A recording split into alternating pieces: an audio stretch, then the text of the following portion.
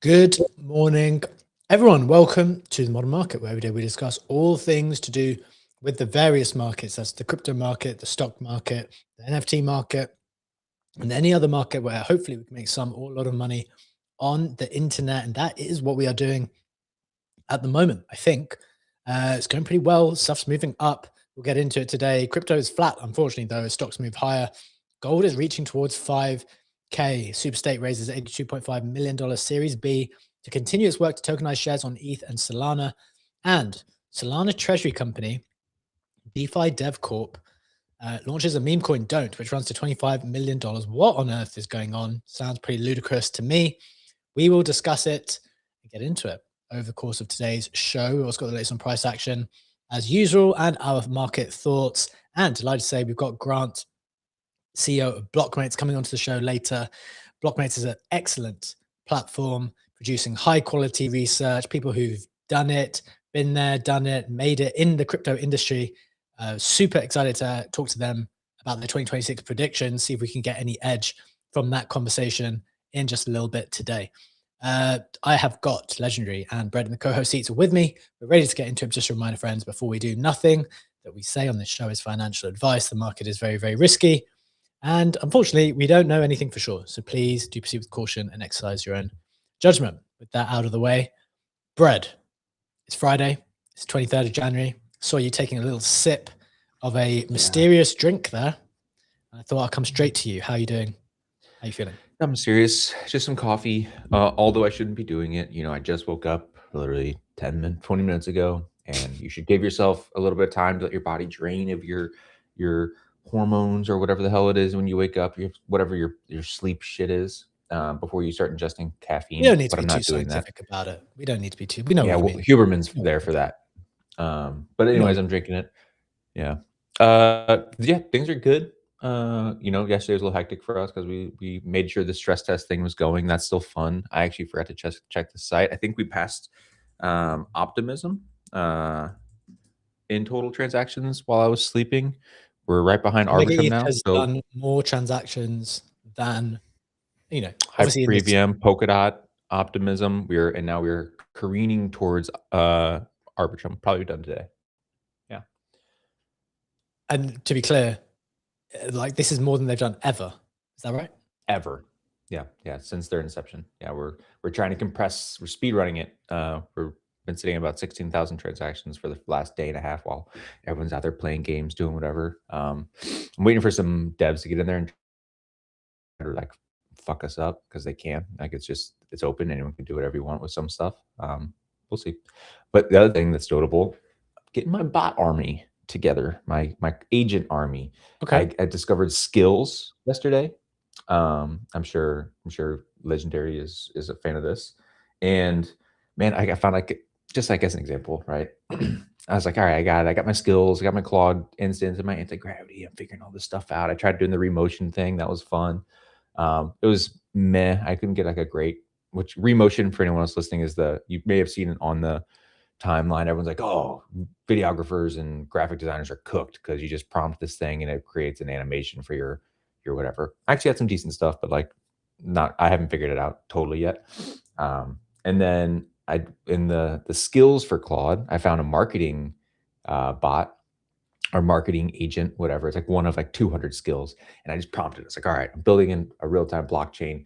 Give me a couple ideas for a 2-week campaign that blah, blah, blah, whatever, right?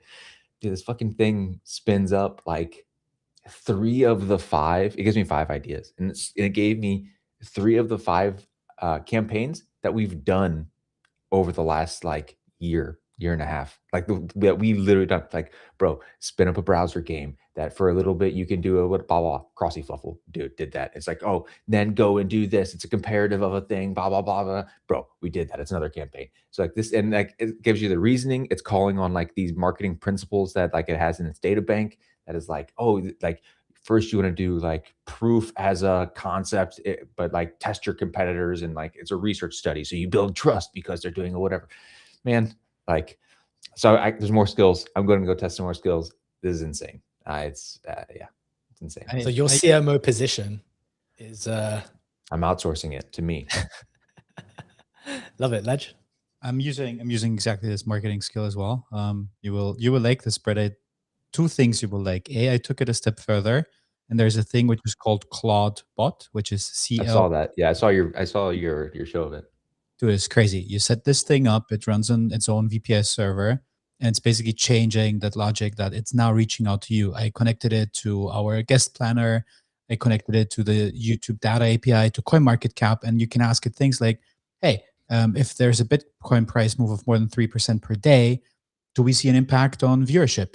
And it's running a linear regression. It's telling you if there's a correlation. Or it does things like, hey, check all the I'm lazy. I'm not good with structured documents. Pcheck knows that. It's very, very tolerant of that.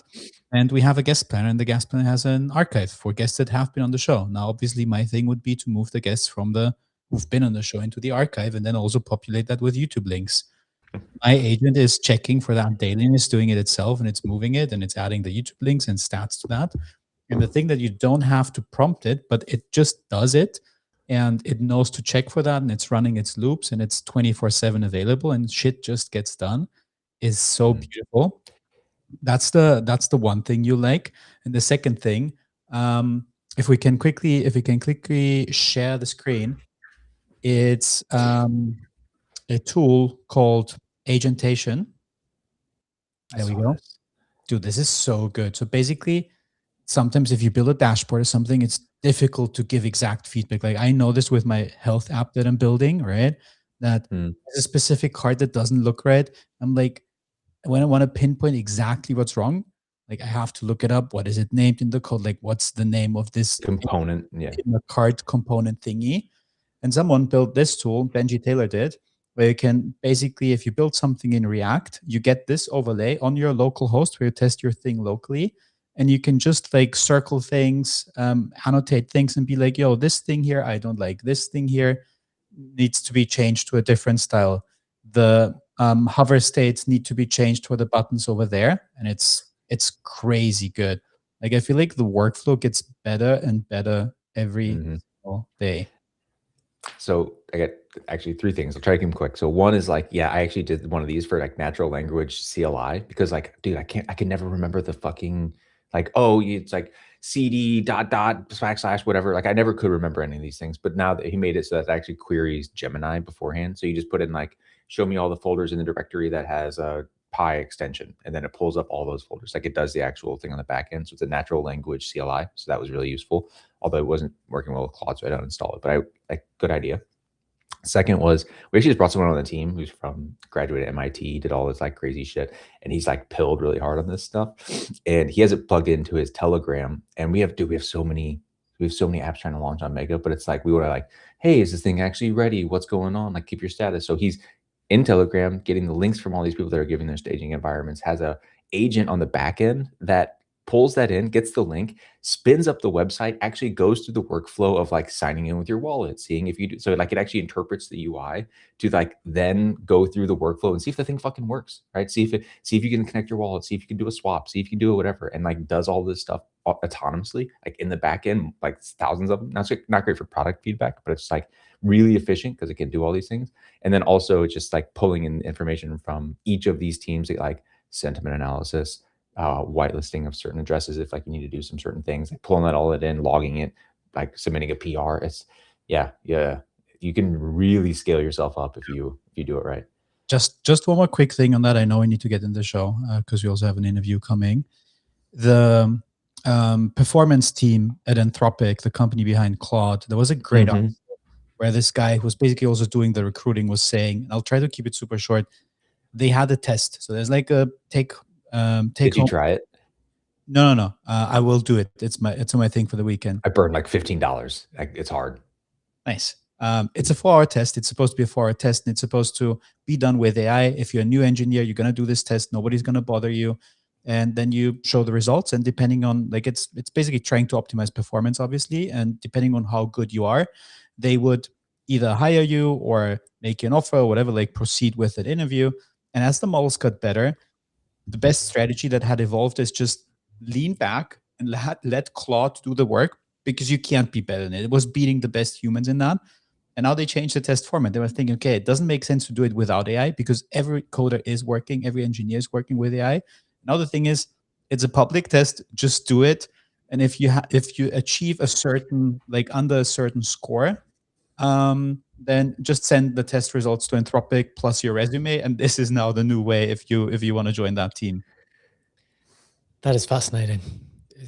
As you guys have said, and as we've indicated, like this is a humongous step change for how you want to operate.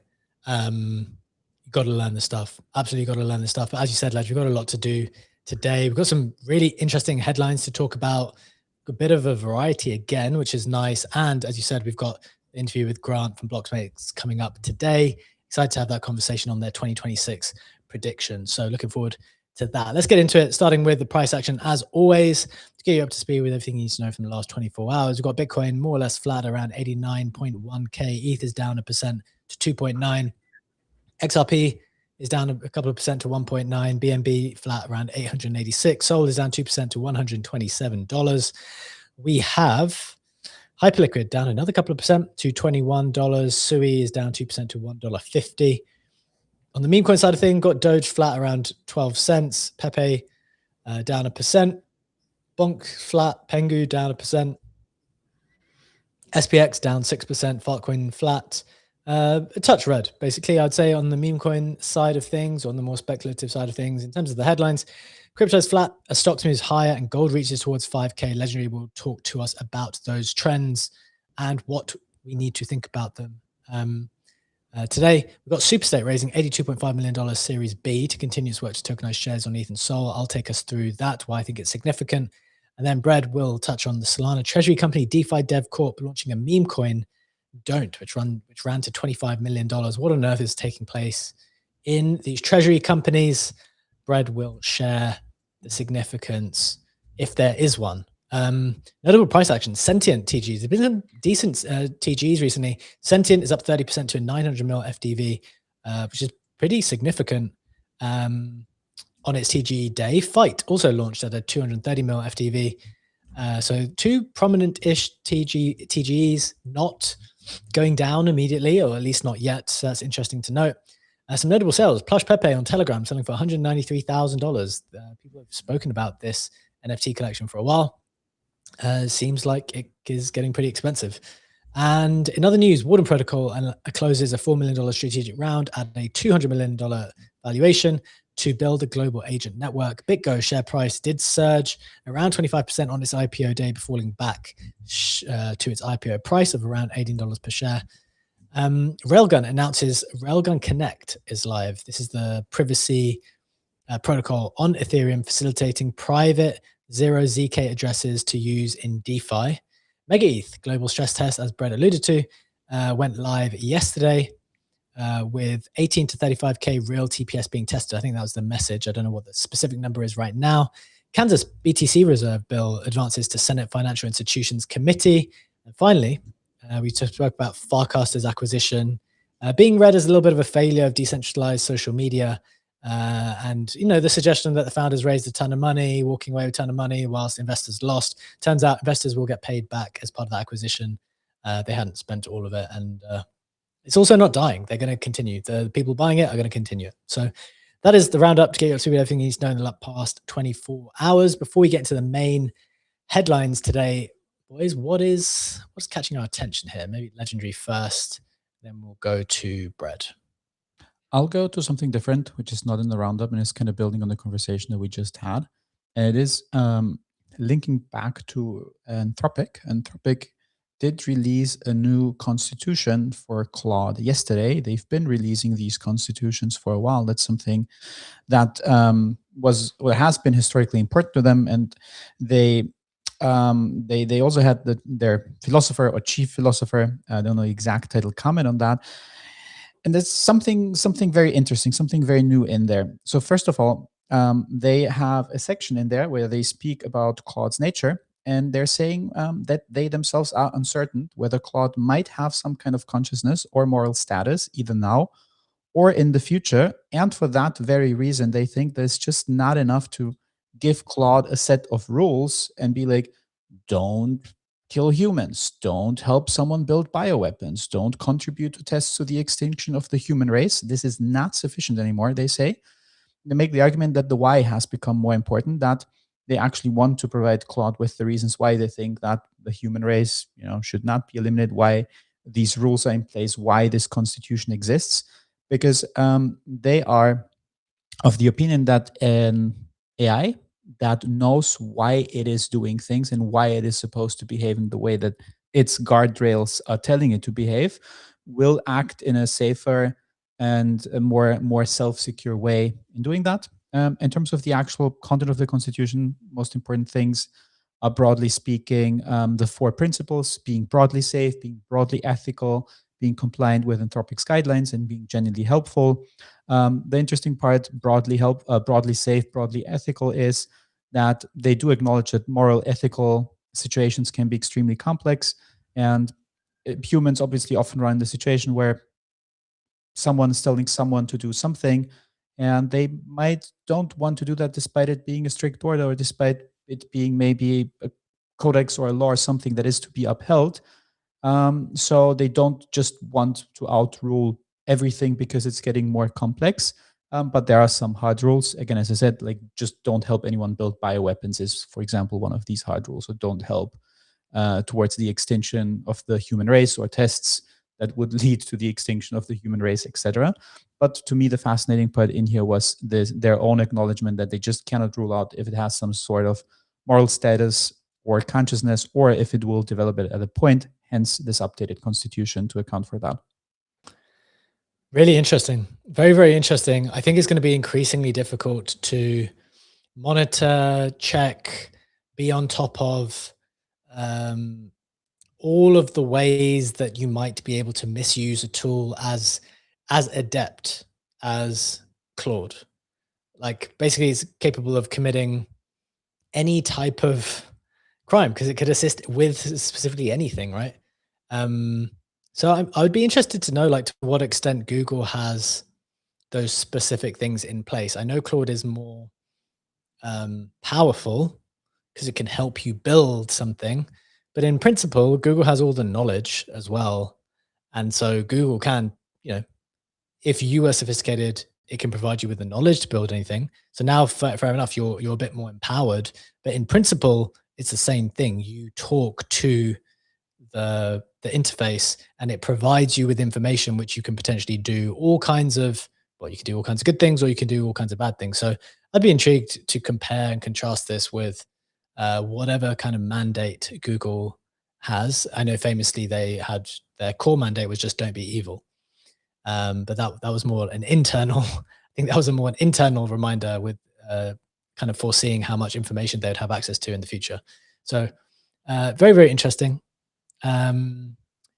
That Brett, what is catching your attention either from anything in the snapshot or from around the space before we get into the main headlines today?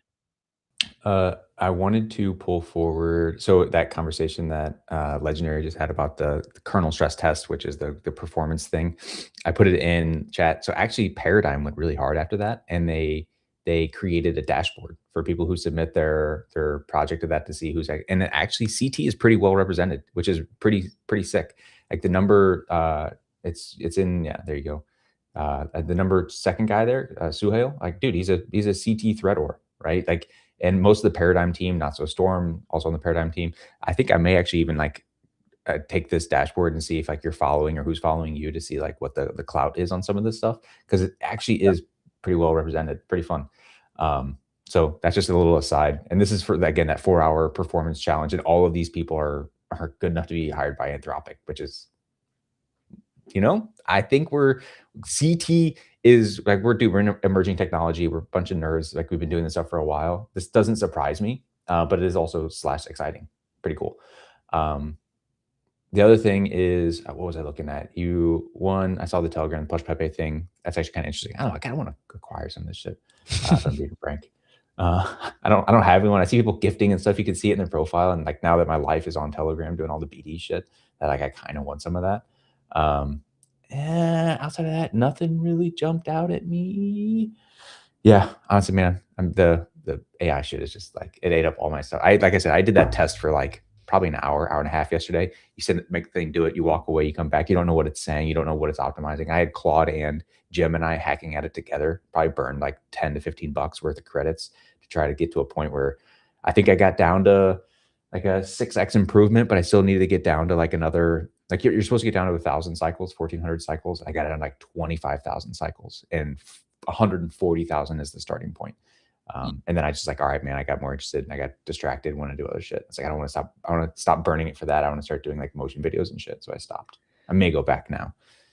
Pretty interesting stuff. I think one thing to note as you take one step back is in a private chat, I mean, Legendary and with a few other prominent kind of investors in the space, someone asked the question of, you know, to what extent are you guys in crypto at the moment? Like allocated, what are your kind of proportions in terms of your portfolio, attention? And the realistic answer is most people who have been successful, you know, and past performance isn't necessarily an indicator of future, but like most people have significantly shifted their attention and capital away from core crypto, whether that's because of this AI stuff that everyone's getting super, super fascinated with, or whether it's moving towards metals as metals have proliferated. There's definitely been a little bit of a step away from core crypto. I think personally we'll continue to always have exceptional opportunities in crypto, and the tech is still going to be incredibly important moving forward. But just noting that, you know, there's clearly been a bit of a step change in terms of capital attention allocated, I think. So let's get into the main stuff. Just wanted to shout out our sponsors for today. The show is, of course, in partnership with Yeet. It is Yeet Fridays, the crypto casino that's done more than $1 billion of volume in less than a year, founded by trusted names like Mando, KBM, and pro poker player Ben Lam. Reminder to only participate for fun and what you're comfortable with. To help there, we are giving out $500 each week randomly to players active under the Modern Market affiliate link, which is in the comments. Legendary is going to share that there. So do check Yeet out. There are a number of crypto-themed games, and their sportsbook has just launched. And stay tuned for our giveaway at the end of today's show. Obviously, today we mentioned that we have an interview as part of today's show also. So we'll do the giveaway post-interview. We'll do the giveaway post-interview, and that's how we will run it today. So it'll be a little bit later. But let's get into the main stuff. We've got a few headlines to get through before we get to a chance to speak from Grant from Blockmates. Legendary, first headline.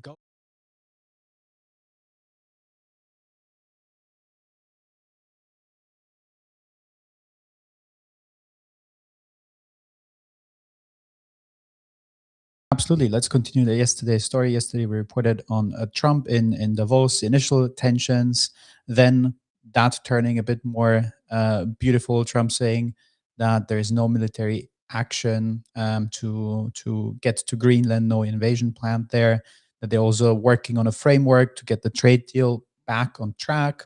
So all of that did look good. However, there is a twist of events today, as now the European Parliament has officially suspended its work on the trade agreement with the United States. It is a direct response to that whole Greenland situation that has been going on. So now it is the EU who's doing the power play, who's refusing to want to continue working on the deal. The European stock market did not react too strongly to that. However, what we have seen is the gold price just continuing to creep up, just continuing to move up another 0.5%, $4,935 now, which puts it at another 10% this month, or the last 30 days alone. In a similar fashion, silver has moved up too, just more aggressively.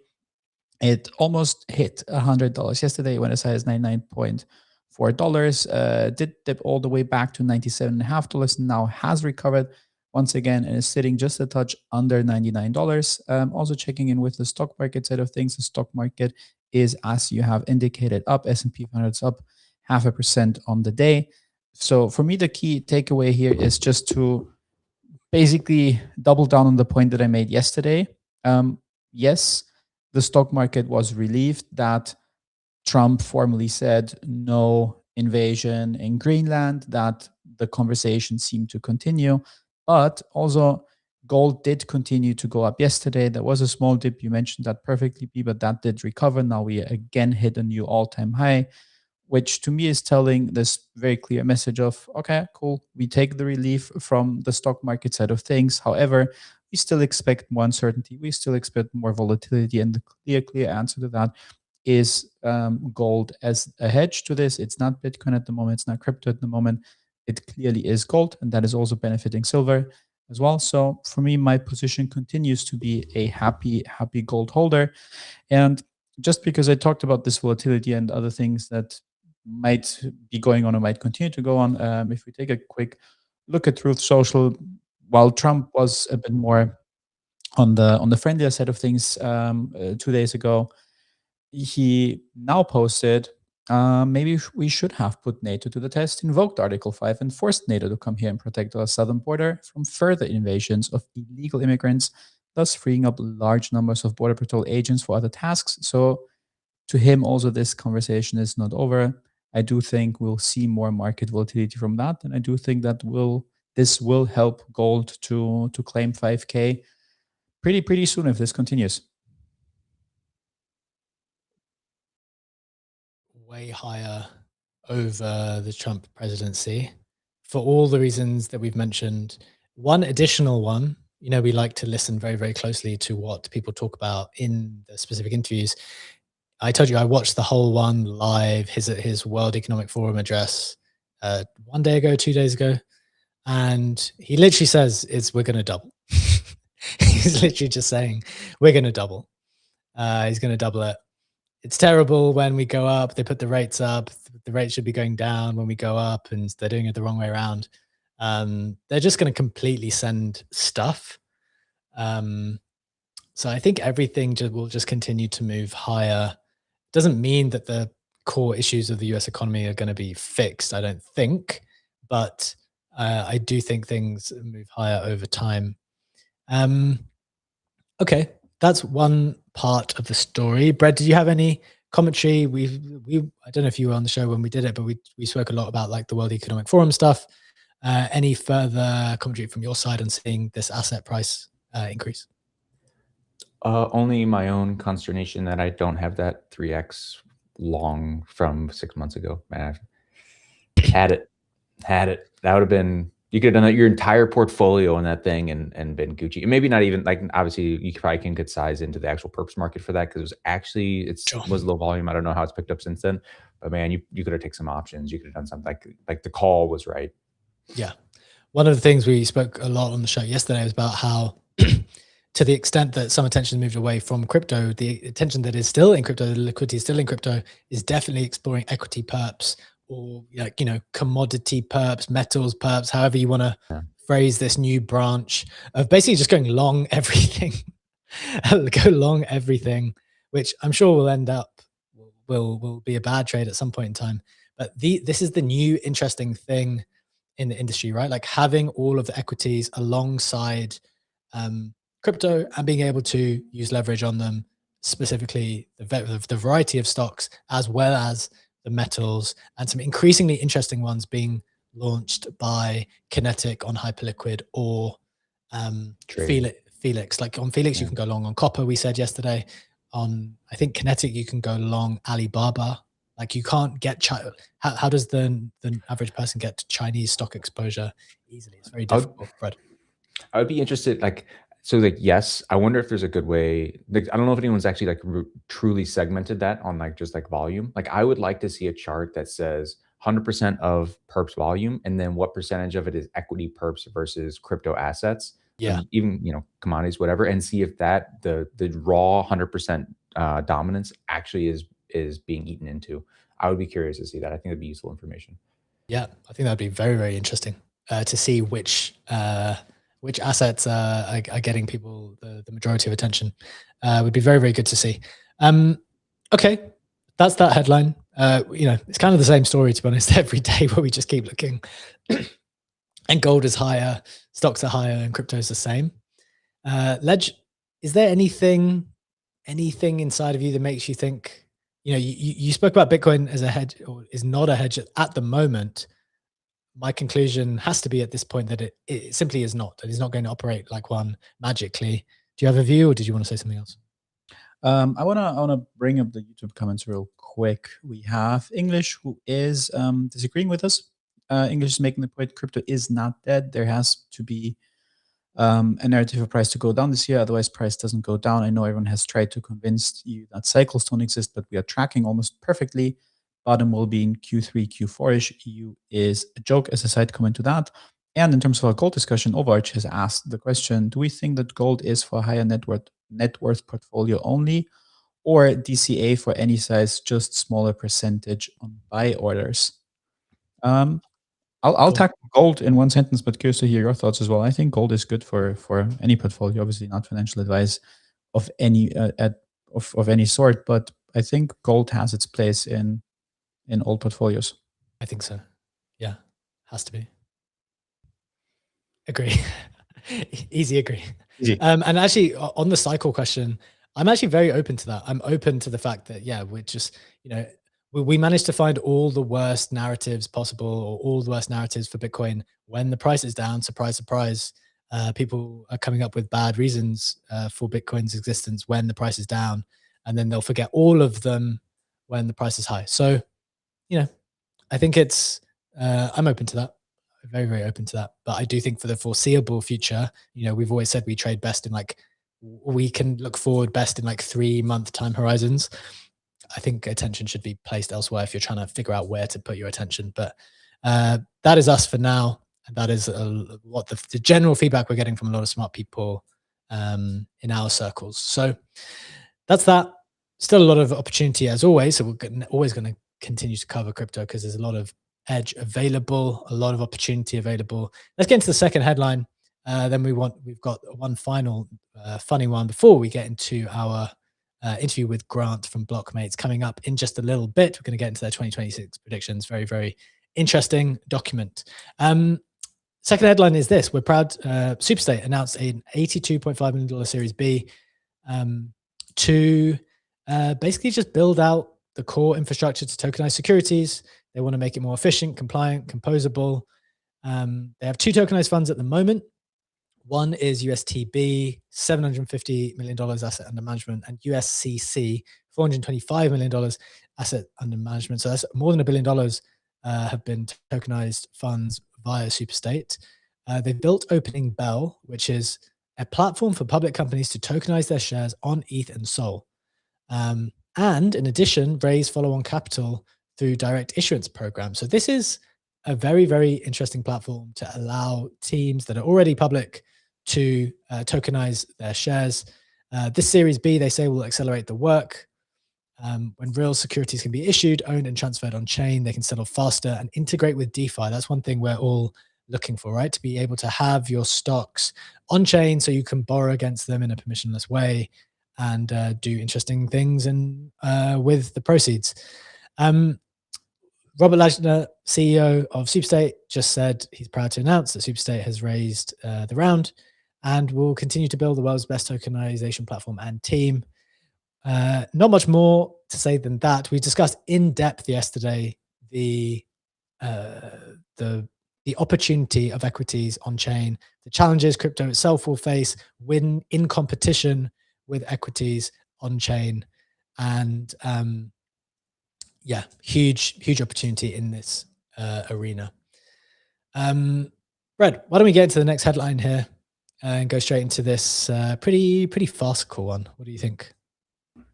Yeah, this one's pretty simple. So the headline is Sole Treasury Company launches Don't Meme Coin, and it's trading at $25 million. The TLDR is that there is a treasury company that bought $500 million worth. It's a publicly traded company, bought $500 million of Sol a little while ago, and they're actually down 50% on that. And since then, maybe this is something to offset that, but they're obviously deeply embedded inside of the Solana ecosystem. The Bonk team got out to them, and they collaborated to launch a token on Bonk that is a meme coin. Says it's a meme coin, says don't buy it. It is farcically named Don't, ticker DONT. And in the announcement where they said, hey, we bought this thing, don't buy it, continuously says don't buy it. This is not financial advice. There is no utility. Don't buy it, don't buy it, don't buy it. But we are keeping 30% of the token on our balance sheet. And because of that, you're going to see a little bit of if the token goes up, this company can claim X% of the value of that. Like they can just say, we have this much on our balance sheet at any given time, even though they've proclaimed that they will never sell it. So it can never be realized if they stay true to their word. but they can claim it, right? Their balance sheet can accrue value, and they can then weaponize that potentially. It very much reminds me of Trump, right? Trump launched his meme coin, and then immediately you went and you saw all of the news sites go, oh my God, Trump's net worth is now a gajillion, marillion dollars. And he can be he's the richest person in the world. 87.94% of his wealth is coming from the crypto market. He's milked the industry, when in reality, like he basically was just holding onto a meme coin that he launched that everyone else pumped incredibly hard. And it maybe did give him some like actual leverage and financial power to like go and do other things, claim things. I don't know how much he actually sold or if they sold, but it's a very similar mechanism, right? This company now, assuming this meme coin does well, I didn't actually look at the price, but it was pumping pretty hard. Easy Eats and Rect were talking about it. Some people hit some good trades on it. But as it goes up, say it hits $1 billion market cap, they have 30% of that. They can claim $300 million on their balance sheet, right? And then that increases their actual valuation as a company, potentially, right? You can do some financial wizardry there. So fun times ahead. It's probably going to be talked about because like now you're going to start seeing like the power of this in TradFi circles if they can actually like stick to this. Yes. I mean, excellent explanation of what happened. I think that is very, very helpful to give people a flavor of what happened. The issue here, and this is articulated, I don't know if the numbers here are perfect or whether Rune was being a bit flippant, but this tweet from Rune where he said, so the Solana digital asset treasury bought $500 million worth of SOL. I don't know if that was the right number, whether it was just be like trying to make a point at $250. Because remember, many of these Solana treasury companies, whether it's this one or the variety of them, basically bought the top on SOL because everyone front ran them, knowing that they were going to buy after them, is now down 50% because SOL is literally 50% off the top. And now they're like launching a meme coin to hold on their balance sheet, to make up for the gap in amount of money that they've lost. Like, I feel like, you know what I say, guys, when you see stupid things happening, you got to sell something. So what are you selling here, Brad? When you see something stupid, you got to sell one of those NFTs that you refuse to sell. Bro, I locked them. Those things although I did have someone that was pinging me about it. They're trying to buy my locked NFTs. Some collector. So, you know, there's a little hope still. Yeah, man, dude, honestly, I don't even know what my portfolio looks like. I probably need to sell my hype, not my hype, but my hype DAT, which Robinhood does send me the notifications on. And I do realize that I am down a small house in Iowa right now. So that's fun. Gosh. Yeah, you don't, yeah. I mean, it's not great to see the cycle of stupid things stopped for a while. Remember over the summer, so many stupid things were happening. And so we kept selling. We kept selling over the summer. Then we actually had a pause. I haven't seen that many stupid things over the last few months. Maybe some, of course, in the trenches, but not from corporations. The corporations had to stop because people had enough of it. But they're back. So I don't know. Ledge, what's your view here before we get ready for our conversation with Grant in a moment? Not the first time we've had that. Not interested in trading it. Reminds me of when Brett said at the start of the show that he's using Claude with that marketing skill. Maybe someone should do that with the meme coins so that we don't have to look at the same things over and over and over again. I mean, go on, Brett. No, this is totally an aside. I just want to get it in because we have 2 minutes before. It's like, yeah, all this like whatever. It's a meme coin doing a meme coin thing. Not really super exciting.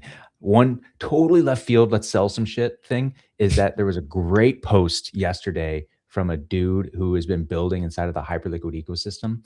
And it was a big, long article breakdown of how big of a pain in the ass it is to create an app that has to interact between HyperCore and HyperEVM. He's like, bro, the dev support sucks. A lot of the basic features are there. And it's like actually literally just like not designed well. He's like, based on how these two interact, because they're used to having atomicity between an EVM, like it's not atomic, right? And they're like based on how HyperCore and HyperEVM work, there's like literally moments in time where assets vanish for like half a block potentially. Like they vanish. And if something goes wrong in that half a block, they evaporate. There's nothing you can do on Hypercore. There's nothing you can do on HyperEVM. So if you were to send $50,000 and something goes wrong in this window, it's literally just gone.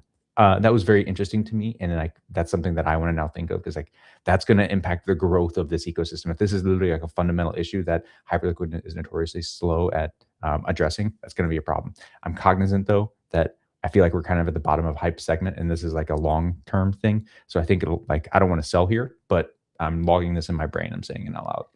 One thing I'm also cognizant of, Brad, is that you're not going to beat the hype bear chants from the hype maxis who sometimes message when you go off on HyperLiquid. However, what they have to understand is Brad's not afraid of fighting his own bags.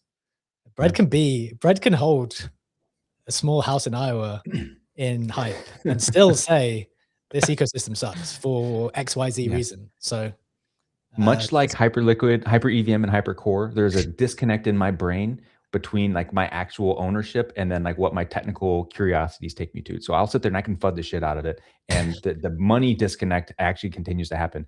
Again, much like HyperCore and HyperEVM, it evaporates for a second and it allows me to do these things without worry. There we go.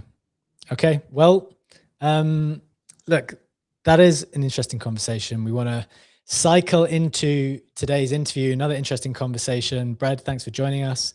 We'll catch you in the next week. Delighted to welcome Grant from Blockmates to the stage with us.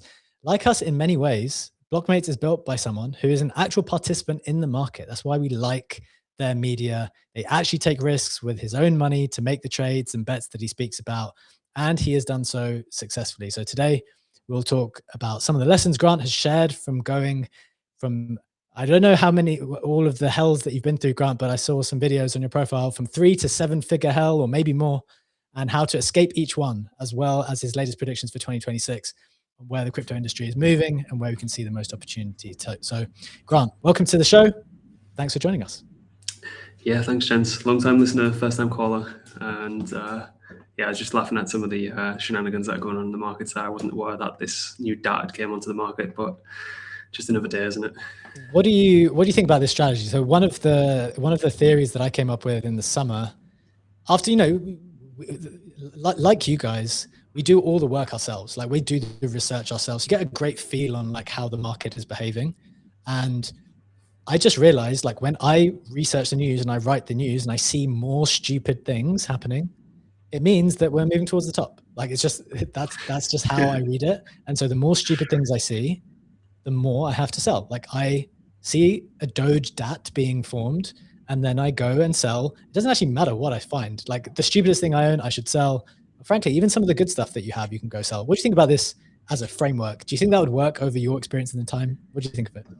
I think it's brilliant. One thing I will say is using that, you probably will miss that final 10, 15, 20, 30%, particularly when things get really, really crazy. And I think that's where the juice of the move is actually squeezed out. But again, I don't think that's a bad strategy whatsoever, because you're not looking to time tops, time bottoms. Like, you should be taking off like consecutively over the course of, like, as all these stupid news headlines come out. I've never tried to just like full stack at the top or full stack at the bottom. Always gradually. I know you probably get one opportunity in your trading career where you will actually nail the top and will actually really, really nail the bottom. But yeah, the more you should spin up a website when stupid headlines are coming down, when things the new fear and greed index of just like absolute stupid stuff of when it's time to sell. That could be a really good indicator. Well, Legendary's been vibe coding aggressively. I think that's probably a good idea, right? You have the greed indicator with some kind of timeline with the articles that announce the stupid stuff. Do you think we can build that, Ledge? Yeah, pretty easily, I would say. All right, that'd be a viral indicator in the industry. Like, stock to flow has been, that's admimetic potential, even if it's been disproven over the past 10 years. So, all right, we're going to look into that. What else we're looking into today, Grant? We're going to talk Blockmates in a bit, like what you guys are looking to achieve. We're also going to talk these 2026 predictions because I read them earlier. Got some interesting stuff, especially a ton of things which the average crypto participant is not looking at, and you've researched it super, super well. So we want to get into that. But maybe just to like set the scene for people, maybe just explain like how you got into crypto. Talk us through some of the stages that you've went through the crypto. The pinned profile on your, the pinned tweet on your profile is this video that you shared of like your experience of going from one stage to the next in crypto, like building wealth. Like, how has that story been for you, just as we set the scene before we get into the next conversation? Yeah, I mean, that's, as you quite rightly say, this is why I get a lot of value out of what you guys do as well, because I think there's a lot of people playing pretend in the media and in the research space, and it's all secondary source information. Like, I know you get a lot of people that are trustworthy, reliable source, and then they publish their holdings, and you look at it and like, you just categorically cannot be taken in like advice or information from them seriously when you actually look at what they're holding. And I think you have to be at the forefront. You have to be covering what's recent, what's new. You have to be getting your hands dirty to have like a true opinion on certain things. And I feel like the biggest superpower you can have, particularly if you're coming into this industry for the first time, is just being generally curious about things and going to some very, very questionable chains and trying stuff out. And I'm a strong believer of the vast majority of people aren't traders or investors. I think they are capturing a lot of upside from extremely inefficient markets where you're benefiting from the net gain of new people coming in after the fact. And the only way to actually to turn that into a strategy is be curious, use things that people aren't talking about, and catch some momentum before the rest of the industry comes onto it. I think that's been true ever since I came into the industry from 2017 and get completely destroyed. Figured it out a little bit more in 2020. Probably wanted to be more right than make money in 2020, if I'm completely honest, and then had to suffer some extreme losses during that time. But I think, again, you need to burn your hand on the stove quite severely to actually make money. But I think the real skill comes in retaining it and having like a clear strategy for the exit. And that only comes from reps, right? You hear some kind of survivorship bias from people who've actually managed to buy and sell. I guarantee the vast majority of the people who've been meme coin trading over the past couple of years, they will have continued to do the same behaviors that made them the money. And I guarantee they're hurting right now. I think they're going to be really, really struggling. See a lot of these like FNF type cabal where they've basically been running the trenches and just printing generational wealth every day. There is no edge in prediction markets for people that can't just completely fudge their own markets or have like this insider edge. So it all comes down to, well, where's your clearly defined strategy, recognizing what you're very, very good at. More importantly, recognizing what you're not good at. Turning into a perps trader just because you want to seek volatility after you've had like a meme coin casino for the past 18 months is not a good strategy. That's a very, very obvious way to give money back to the market. So a lot of it just comes down to that. It's get humbled quite often. Recognize when the same behaviors are not going to result in the same outcome. And I keep saying it, but just being generally curious and trying shit out. Love it. Why do you think that is in crypto that we stick to, or many people tend to stick to the things that they were doing, whether that's meme coin trading or the NFT trading, and hoping for that revival, and even that we are to a certain extent so sticky that many people who made a fortune in crypto take a long time to think of migrating it outside of crypto. I mean, the most prominent example that would come to my mind is probably CBB. The two brothers have been incredibly successful, but it's only now that they moved into stocks, and I don't know, a week ago or so posted that they're now managing 100 mil TradFi portfolio. So basically sticking all the way from nothing to 9 figures in crypto without pulling out significantly before that has worked out for them. So who am I to criticize that, obviously? But it is maybe very emblematic for how sticky we are within our asset class. Why do you think that is? I think it's kind of like the same reason why casinos want to give you a very early win. It's like you're constantly chasing the dragon after you've made. A lot of people come in super naive, feel like they've got it quite figured out from like the early days, but they don't realize they're just in the midst of the bull run, and you can throw, like, there was times gone by where you could open CoinGecko, scroll it, throw a dart at the screen, and you'd basically be up 10x in the course of a week.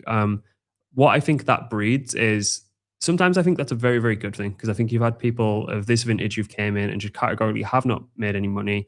They've looked at what was fundamentally good assets on paper and quite frankly just grabbed, might have made some money, but then they've had this like weird subsect of the industry where it's just been absolutely crazy. You know, the crypto AI sector did particularly well as well. But I think it's like that early dose of winning, which can incentivize people to just go down that track of what's actually generated them them returns in the first point. But you don't know what you don't know. So if that is just a flash in the pan style narrative, like there was a shitload of people that got very, very rich in DeFi somewhere, like early food farm and stuff. That was their strategy. There was a lot more people in 2017, 2018 where did extremely well from ICOs, or they might have continued to just try and swing Litecoin and XRP. The same asymmetric returns will not continue over multiple different metas, over multiple different cycles, because the edge erodes every single time. If you look at how Pumped Up Fun just quickly turned into a complete cesspit, too one-dimensional. That game got figured out until it was at the point of probably 5 to 10 people, like if I'm being genuinely honest, being the only people on the planet that were actually making any money, because it was completely rigged from the inside out. Yeah. Every edge gets eroded very, very quickly. It's recognizing when you just literally don't have any. And also like taking the damage to the ego that, oh, maybe I'm not actually that good. Maybe there was just like a lot of edge to be had there and I was quite early. So there are a lot of those games and you have to be humble enough to recognize when there isn't any left. But that's not to say that you can't turn your hand to something else where there's going to be opportunity. But I feel like that comes to the point that I keep reiterating. You've got to be curious enough to get in front of that edge and try and find it before everyone else has, so you can actually take advantage of it. And whether that's going to be sustainable for a week, a day, 3 months, 6 months, and maybe there's a lot more of a long-term lifestyle strategy where you just get rich slow, which a lot of people are realizing that, oh, that is actually a strategy. I love this take about being humble and realizing that you may not be that good, but also, frankly, in this industry, you don't need to be that good. We put like these hero trades on a pedestal where you must buy at a 200K market cap and then it must go to $1 billion. And that's how you win in the industry. You absolutely do not need to do that. People idolize that entirely. The way I think about it, and I guess when you're saying like you don't need to do that, maybe you agree, is this concept of just ride the wave. Like you just keep getting these waves. In 2021, it was ETH and NFTs. I came into the industry much later than you. You just needed to be exposed to ETH and you needed to hold NFTs in 2021. Then you needed to get off that wave because the wave finished, and then you needed to be in Sol. Sol went from $8 to, I mean, now it's at 120, went up as high as 250. I think around the Trump period, it was 300. Maybe it broke that as well. Something in that region. Just ride the wave. Ride the wave, notice the mega trend. Then you had HyperLiquid trading from, nothing all the way up to $60. I'm not actually super certain what the next wave is, but you definitely don't need to be pressing so many buttons. And like, if you think in waves, that's where my mind is going at the moment. Maybe we'll talk more to waves in a second, because as you're predicting, I guess you're part of your predictions, which we'll talk about, are the waves that are coming. And so we want to talk about that, but just talk us through these. I'm intrigued for the people who are listening in. Maybe they're either starting out, maybe a lot of our listeners have actually done very, very well and might be, have a 5-figure portfolio or a 6-figure portfolio or higher. And how have you navigated each one? Do you think that there's specific things that you must do in each one? Do you need to take more risk early? Do you need to dial down the risk later? How have you kind of navigated your journey? Yeah, I think it's one, recognizing when I categorize it as like easy and hard mode, right? And I don't think we've seen easy mode for some people. Haven't seen it for 4 years. I'll be quite glaringly obvious about that. Some people haven't seen it since like back end of 21, early 22. Some people have, as we've talking about here, try and move with the times, suck out new opportunities, whether that be on-chain, AI, meme coins, whatever it was. I think you've got to pay each stage, and this isn't like completely static, right? You don't just like get to 10K and then it's like, right, I have to do this. Sometimes this stuff in the early days that will work out is just not scalable, right? So you can't be like relying on, as you previously mentioned, 200K market cap coins all going to a couple $100 million and thinking that that's a strategy that's going to live forever, right? Because the only reason that's work is because the market structure is designed where people could launch a token for $2, so that increases the surface area where there were 200k market cap coins that could actually run. And the hidden hand behind what made some of those run was an edge that you just do not categorically have if you come in as a new market participant. But again, what you boys are both saying, I completely agree with. Ride the wave. Don't be too stubborn. Don't think, oh, this is a new vintage of people, a new class of market participants. They know nothing. I'm just going to stay in my lane. I'm going to try and pull off what worked previous, like, oh, because that's just also not going to work as well. I think position sizing is the one thing that people get wrong. And if you discover it too late in the cycle, what people tend to do is they start to get way more comfortable with larger position and sizing towards the back end of a cycle, when they get a little bit more comfortable, when you can leave ungodly sized positions open overnight and you think this is just going to continue forever. But that's something that you need to get into your head of, right, are we at a very early stage of a cycle? I need to be more aggressively sizing into certain things, right? You need to be building strong conviction around your own thesis, right? Your own ideas. Like what Brad was saying before he jumped off, is you can still hold something, but I think the one fundamental questions that you should be asking yourself is, how does this break? How can this physically break? So sometimes it's not even like a price invalidation. I'd argue what you're kind of seeing with HyperEVM, maybe that's a fundamentals invalidation. So then does there need to be like a bit of a reset around valuation and how that was going to capture into the price? So it's understanding enough. It's being stupid enough to buy and smart enough to sell, right? This is the framework that I use. Sometimes it's buying stuff a little bit before you truly understand it, but you really, really, really fundamentally need to understand what you're actually holding. And that's not just because you've seen someone influential tweet on the timeline. You cannot buy on borrowed conviction, because that is just a way to get completely wrecked. I think you need to be thinking more about multi-dimensional portfolios as you continue to move through like the stages of 5, 6, 7, 8 figures. I'd argue there isn't an awful lot of merit chasing yield if you've got a smaller portfolio. I think it's very, very attractive. A lot of that yield is quite front loaded. There's a lot of emissions baked into quite a lot of juicy yields. And I think as opposed to taking on additional smart contract risk, yield risk, counterparty risk, everything else in between, searching for 7, 8, 9, maybe even 20% APR when you're in the early days, maybe even, I'd even say like sub $1 million portfolio, sub $2 million portfolio. I'd argue that's not a great strategy, right? You can get a 10, 20, 30% swing in a day on certain assets without having to take on that additional risk. If you continue to just like throw shitters at the wall and expect that to be a long-term strategy as well, as we've previously mentioned, that is just not sustainable. You need to be able to move into the majors. I always tend to denominate the portfolio in what I think the strongest major will be. So 2017, I was denominating against Bitcoin. So if I'm not outperforming Bitcoin, like what am I doing? I'm just wasting money clicking buttons. ETH was, I suppose, the earliest stage of like DeFi summer, and then it quickly became, well, there's an old L1 thesis here, so whatever the flavor of the month was, maybe it was Airbox, maybe it was Solana. At some point, it was Phantom. Like, and then this cycle has just been predominantly, am I outperforming Sol? I just want more Sol, more Sol, more Sol. But there's a short period of time there, I'm denominating against hype, and then just riding it that way. And then when markets are pulling back, you want to be denominated against dollars, right? Do not fight the trend, right? Because you cannot outtrade a bad market. And again, continue to overclick, doing the same behaviors that got you to this point of where your portfolio was growing. In a bad market, that's the thing that will get you chopped up. It will make you hate yourself.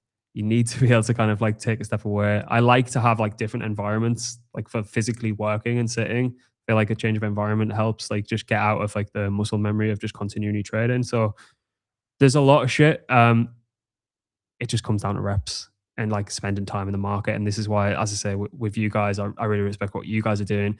And you can kind of tell the people who know what they're talking about by like trial and error, or people that are having secondhand information. So I think it's very, very wise to understand where you're getting that information from and what the motive for that person putting that information out is. Sorry, that was a lot. super helpful framework. And indeed, it does come down to reps. And, you know, you've done a fantastic job of taking us through the past cycles and the thinking there. But I want to move with you into the future, into your 2026 thesis and the article which you have published on that. there's quite some few interesting things in there. General purpose blockchain, well, the valuations of these, they will come back down to earth. Crypto is winning, but not necessarily tokens. And also another point that you made further down in the article was, let me find that, was around the first move advantage. And that 2026, that might not be what we think it is or what it used to be. And you had the Tully quote in there, we're all getting Netscaped. What do you mean by that as part of the broader 2026 thesis? I think this is a recurring theme where I'll just go out on a limb in here and just say this. I've never really understood the idea that just because any technology is first, that means it just should categorically just have a clear path to victory. And the reason that I'm saying this and primarily looking at Ethereum with this stance, the reason I say it is because I fundamentally want it to succeed, because I think it's a net positive to humanity. And I'd go as far as saying that with regards to Ethereum. The problem I have with it is trying to drive forward something that is purely an ideological pursuit that in my mind isn't Bitcoin and is trying to be too many things to everyone, ends up being nothing to no one. That's all well and good, but don't expect to be number one forever when you've got like some of the most pragmatic teams with insane distribution, insanely well capitalized teams. Like I'm referring to like Tempo here, also coming in, taking some of your leading developers from the Ethereum Foundation with Dankrad. You have to stay relevant long enough for that ideological pursuit to actually succeed, right? And they've had enough time. It was a 2030 roadmap, for fuck's sake, at one point. Now they've realized that, oh shit, we actually might not be around in 2030 if we don't actually get a move on here, because all these big players come around. Solana's eaten their lunch over the past 18 months to 2 years. It's all well and good. Like in an ideal world, that's perfectly fine. But who's to say you're here, and like who's to say that anyone cares if you to carry out shit on that timeline? So we're all getting Netscaped is a reference to the point that the big boys are coming. They're in the sandpit now. They've got insane distribution. They've got some of the most well-connected teams from engineering perspective, from a distribution perspective. Tempo are coming. It's a Stripe and Paradigm chain, for God's sake. Like some of their initial launch partners are just absolutely insane. There's about 30 launch partners that they're going to go live with. Any one of those would be one of the major announcements of a year for some of the networks that are currently live. And then all at the same time, I just think we've just got to come into reality, and the fact that you got Larry Fink saying that we need to aggressively push towards more things being tokenized. If you think for a second that they're thinking, oh, just because we've got like, our own stablecoin backed T-bill that they use through like Athena or Biddle, if you think for a second that's where they're going to stop and everything else is just going to get launched on Solana or Ethereum or somewhere else, and they're not going to own the network of choice for that distribution, we're deluded. They are going to come in, they're going to launch their own chain, they're going to own everything. They own every asset on the planet, or on every cap table on the planet. They're one of the largest landowners in the US on the planet. And you think, oh, they're just going to launch on a network because it was first. Nowhere. Not happening. So we've got to like really have a look at the wolves with inside the industry and the wolves that are coming from with outside the industry. Now there's a little bit more regulatory clarity. There's a clear path towards how you actually go and launch these things. Like the competition hasn't even started for some of these networks that are in the industry. And that's what I'm kind of alluding to here. People have seen what hasn't worked, what has worked, sat back, let people throw ungodly amounts of money at the industry all like every year since its initial existence, let the chips fall. Right. We're going to take it from here, boys. Just you step aside now.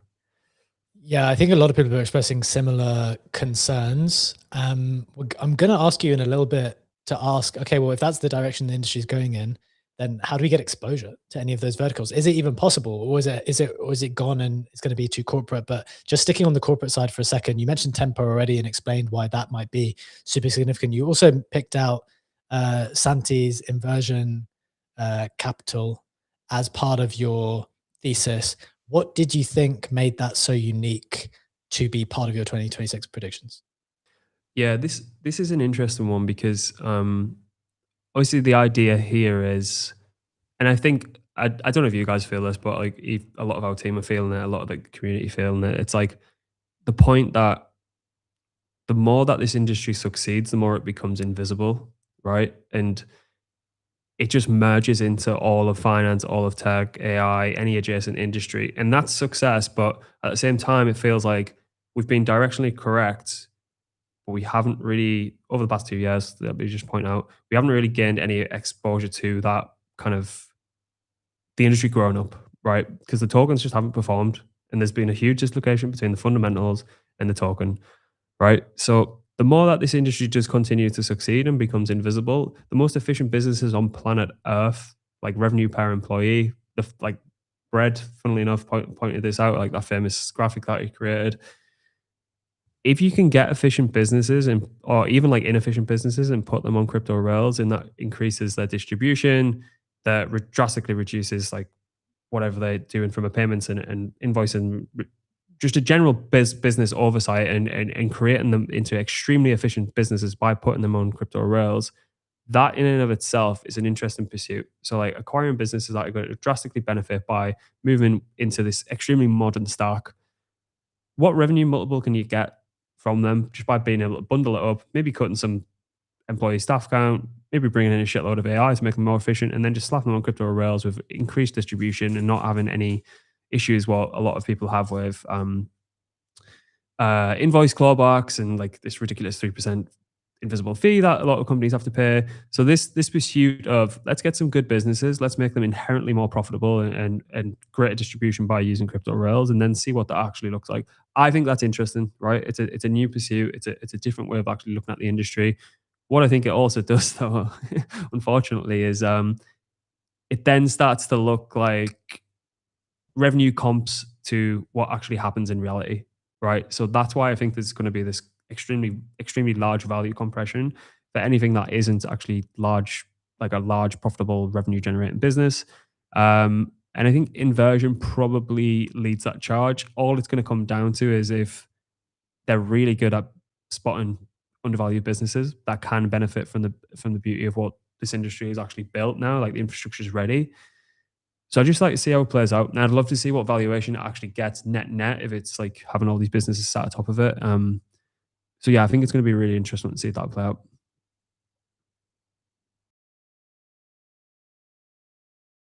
Yeah, super interesting. I think we could probably speak on that a lot more, but I'm conscious of time. Got 2 more questions, and then I'll kind of open up to see if you've got anything else you'd like to share. 2 more specific questions. One on one of the specific predictions around crypto cards. So I think you seem to be quite long crypto cards, and that specific industry, we're seeing a lot of uptake there. What makes you think this is something to focus on this year? Yeah, I think I mean, even if you just look purely at the metrics, everything's up and to the right. And I think that's for a few reasons. We've kind of always had the idea of just spend it, don't realize it into the bank. And like that's been an idea around since the dawn of the industry, right? There's also the famous Bitcoin biopic on Netflix about the guys, and that was their idea. And it's just something that is so easily sellable from a product market fit ideology like standpoint of like, I just want to spend this. That makes sense, right? I think there's been a few unlocks. I think account abstraction is a massive unlock. I feel like asset abstraction is a massive unlock. I think paymasters on some of the ZK chains has been a massive unlock. So self-custody, as opposed to just being able to get a crypto.com card or a Coinbase card or a Binance card. I feel like now we've hit the point of where there's true demand where people don't actually want to spend.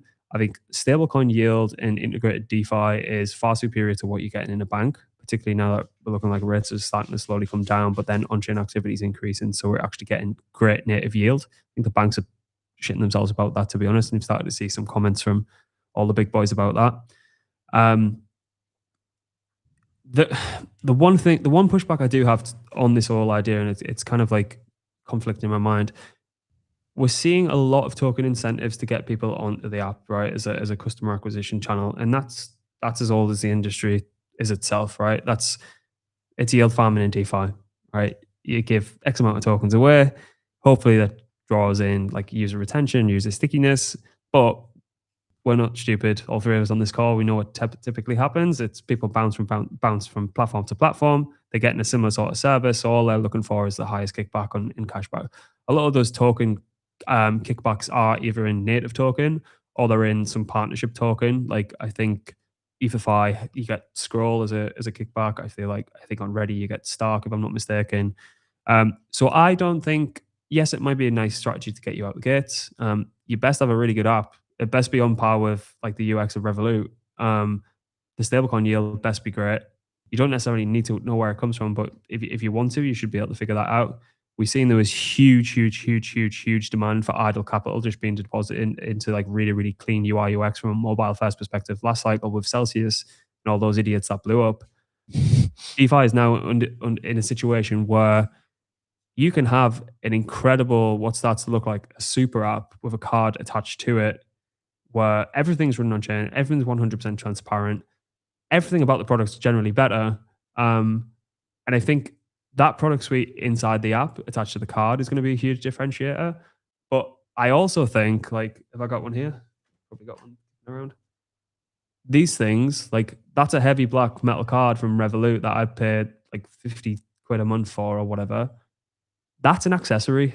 Like, that is I don't want to sound like an idiot, but it's a status symbol. It's like it's a lifestyle consumer thing. Like the reason Monzo, one of the biggest like online banks in the UK, went with like the bright orange, burnt orange card. It was just like, because in an industry that's like totally legacy, filled with incumbents, where everything's like dark blue, black, or white, they were like, right, we're going to just be the antithesis of that, right? So it becomes a status symbol. I think there's a shitload of stuff that you can do with online activations, particularly if you're targeting crypto natives around conferences. I think it has to be cool. Like it just has to be. People, you want to be seen to be using it, and there's a whole lot of stuff where I think focus more on the product side, not just highly inflatable tokens that are just going to act as like this cashback or customer acquisition channel. Those are the ones that will win. I think it's a huge vertical. Like you start to see all the big boys coming out to try and win as well. Very, very much agree with that. Probably the only thing I have a different view on is the actual physical card. I have the Platinum Revolut. I have like 5 or 6 metal crypto cards, and I just don't carry them around. They're getting too heavy. Don't hold them up on the iPhone. Couldn't care less. Look, we would love to discuss all of these theses in great detail for much longer, but we're unfortunately getting close to wrapping up the show. So what I want to ask you, out of all these verticals that we discussed, what does it mean for your own portfolio, for your own thinking? Like, how do you get exposure there? How are you positioning yourself? What has changed in your portfolio thinking and structure for 2026? Yeah, I'm still primarily just looking at the key areas of interest. Really are, I feel like there's going to be a huge tidal wave, and the industry is going to start to reward, and the markets are going to start to reward things that look a little bit more directly tied to equity. I think MetaDAO is super interesting. Yes, there's a few kinks to be solved there. One of the pushback I have is, you guys know, running a business, it's like you shouldn't have someone in Discord telling you what you should be doing, like on every single decision. Boards are there for dispute resolution, not for if you want to change the logo. Like, I just don't understand that dynamic, to be honest. I think SAW is a really interesting tokenized equity product that's coming online. Even has opportunity for even tokens in existence where you can kind of retrofit equity direct back to it in this like debt instrument, which is really cool. So anything around that, Street Foundation's another one. I think they're going to take Claude, retrofit some equity back to some of the tokens on Claude there. So I feel like industry is going to reward that. So I'm paying extremely close attention to any teams building in that vertical. I feel like this idea that teams are probably going to launch less tokens, which I think is net good. There's going to have to be direct utility for tokens that are launched. And I think people are going to want to see, well, now that mergers and acquisitions are on a strong uptake, if this does actually happen, am I going to be in an Axelar situation where I'm not getting anything? Am I going to be in a Vector situation where I'm not, like, Tensor's not actually taking along for the ride? Direct tokenized equity kind of puts a stop to that. So if anything was acquired, which we're going to see more of, I guarantee we're going to see more of, people want to participate in that upside as well. Yeah, indeed. Okay. Well, look, Grant, thanks so much for sharing so much of that stuff. And one thing I'd say is, if a lot of that stuff you're not familiar, that's the whole point.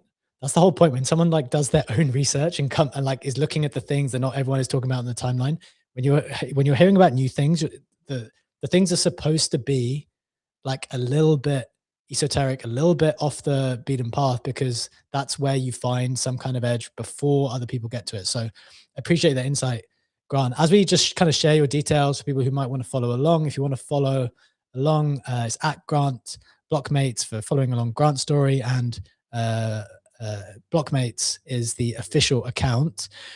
Just let people know, like, how is Blockmates as a media company intending to move forward as the industry changes next year, and what's your guys' focus? What can we expect? Yeah, so like I suppose my job is positioning us so that a lot of these ideas can get put out in a way that's a lot more coherent than me rambling, because it's a very difficult task to do in and of itself. It should be taking the technical and making it like super accessible, and understanding that people like to read, people like to listen, people like to watch video, people like to just skim a newsletter, people like to just hang out on Telegram. So it's making sure there's a form factor for absolutely everyone of any demographic, whether you're on-chain native, whether you're early entrants to the market, whether you're probably coming in from a traditional background, trying to make the video as best as it physically can be. A lot more in-person shoots. Terrible for margins and revenue. We'll figure that one out further down the line, but it looks great. But yeah, just more of the same, really. Just trying to push the boundaries of what different form factors and different media types and different segments that we can do. Just bringing people the same type of information that we've always pushed out. It's always at the forefront. We don't tend to hyper specify about if we were to kind of drill down on any one area, anything that's new, novel, interesting, early. So yeah, if you like any of that kind of stuff, it's there's a mountain of stuff that comes out every single day from us. So yeah. Absolutely. I can testify to that. Really good stuff. Excellent research. Really high quality interviews as well, man. I like the artistic. Oh, thank you. Yeah. Videos. Thanks very much. You've got to check out the Blockmates interviews if you haven't already. But Grant, thanks so much for joining us, man. It's been great to have you with us. Got to do it again at some point. Absolutely. Thanks, Jensen. We want to get you guys on ours, but it's whenever it's going to work for you. We'll do it. We'll figure it out. So thanks so much for joining us, Grant. Remember, that's at Blockmates to follow along with their story. We do still, as a show, need to tie up today. We've run a little bit over. We need to get to the Yeet giveaway, Legendary. So shall we do that? Just a reminder, we are partnered with Yeet on Fridays. There's a $500 giveaway that we are giving away to a participant under our affiliate link. So as usual, there are 77 members signed up on our link. Various people have done various amounts of volume this week. And Ledge, we're going to go to our wheel of names to figure out who's going to be the $500 recipient. Who are we going to get today? Indeed, we do. One comment before we do that, though, is that Phonics has been catching up this week. Phonics with 25K almost in volume, rivaling Funky's top spot. So it's going to be an interesting. It's not a given who's going to be the winner this time. Not at all. We have the wheel ready. Let's see who is taking home $500 this weekend. And it looks like it's gonna move over. Ooh, that's an interesting one. It is one of the ones where we don't know who exactly that is, because Yeet changed the system to hide the usernames. Okay. We were able to match and map most of them, but that's one something where I have to check myself, unless you know that on the spot. I don't. So what we need to do, that's because we need to identify them properly. Spin it one more time in case we can't identify this person. And so we know who the next winner could be. Yes, let's do that. So we have a fallback, and the fallback is going to be Atari God. Yes. Ooh, there we go. Atari as the fallback. We know him well. He's been grinding away every week. We love Atari, but it is a backup. It's a fallback. We need to identify the first person. So if you did win, if your name started with 1, you need to reach out to us on Telegram so we can identify you. Otherwise, it will go to Atari. So do reach out, and we'll get that sorted for you over the weekend. That was our show for today, guys. I enjoyed that conversation. That's why we ran a little bit over. We know we do this every single day, Monday to Friday, 7 a.m. Eastern Time, live on X Video, YouTube, and you can catch us on Apple and Spotify too. We hope you have a wonderful day. Take care. Enjoy the weekend as well. We'll see you on the other side. Bye-bye.